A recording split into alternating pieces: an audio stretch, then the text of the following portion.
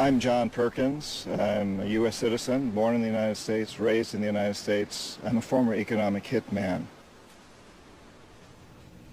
We work very much like some of the hitmen for the mafia because we're looking for a favor later.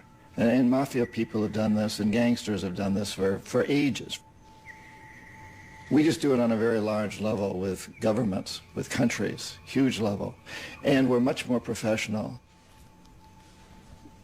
We do this in many ways, but perhaps the most common is that economic hitmen will identify a country that has resources our corporations covet, like oil. And then we arrange a huge loan to that country from the World Bank or one of its sister organizations. But the money never actually goes to the country. Instead, it goes to our own corporations to build big infrastructure projects in that country. Things that benefit a few very rich people in that country, as well as our own corporations, but don't help the majority of the people who are too poor. But these people, the poor people, are left holding a huge debt, and it's so huge that they can't possibly repay it. But in the process of trying to repay it, they create a situation where they can't afford to have good health programs or educational programs. So we economic hitmen go back in and we say, listen, you owe us a lot of money, you can't pay your debts, so give us a pound of flesh. Sell your oil real cheap to our oil companies, or vote with us on the next critical United Nations vote, or send troops in support of ours to someplace in the world, like Iraq. And in that way, we've really managed to create this empire. Because the fact of the matter is, we write the laws. We control the World Bank. We control the IMF. We even control the United Nations to a large degree. And so we write the laws. So the things economic hitmen are not illegal. Putting countries in huge debt and then demanding favors in return, that's not illegal. It should be. It isn't.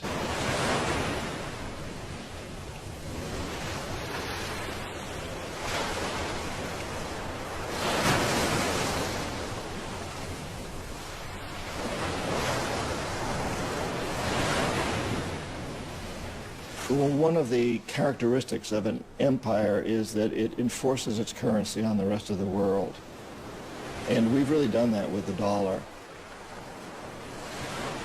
So in 1971, the United States had a tremendous amount of debt, and a lot of this was the result of the Vietnam War. And we were on the gold standard. So some of these other countries decided to call in their debts in gold because they didn't trust the dollar.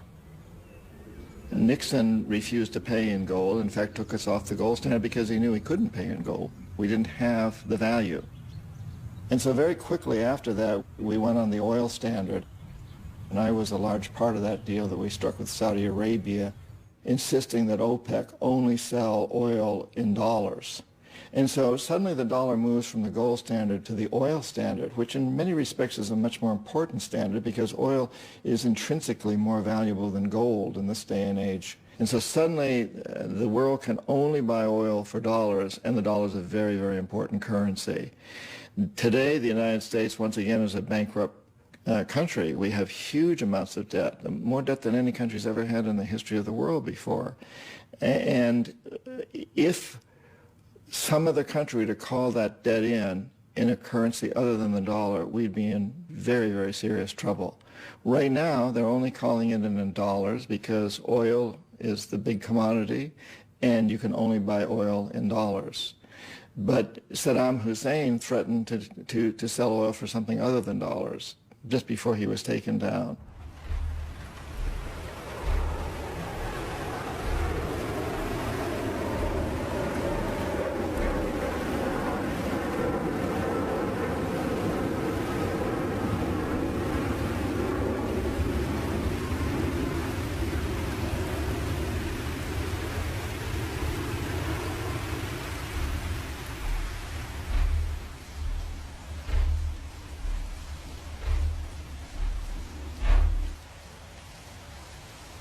Sometimes we economic hitmen fail to corrupt leaders of other countries, as I failed with Omar Torrijos in Panama and Jaime Roldos in Ecuador. It doesn't often happen, but when it does, then the jackals are sent in. And these are people who overthrow governments or assassinate their leaders. So when I failed with Jaime Roldos in Ecuador and Omar Torrijos in Panama, the jackals went in and assassinated them. On the few occasions where neither the economic hitmen nor the jackals are successful, then and only then do we send in the military. And this is exactly what happened in Iraq. An economic hitman could not corrupt Saddam Hussein, could not bring him around. The jackals couldn't take him out, and so the military was sent in. The first time we sent the military in 1991, we destroyed his military and figured that he had been sufficiently chastised that now he would come around. And so during the 90s, the economic hitmen went back in to try to bring Saddam Hussein around, but he wouldn't give in. If he had, he'd still be running the country and we'd be selling him jets and tanks and everything else he wanted. But he didn't give in. The jackals couldn't assassinate him. His security forces were very good, and he had a lot of look-alike doubles, so his own security men didn't know whether they were guarding him or a double. So neither the economic hitmen nor the jackals succeeded the second time with Saddam Hussein, and at that point we sent in the military again, and this time we took him out, and the rest is history.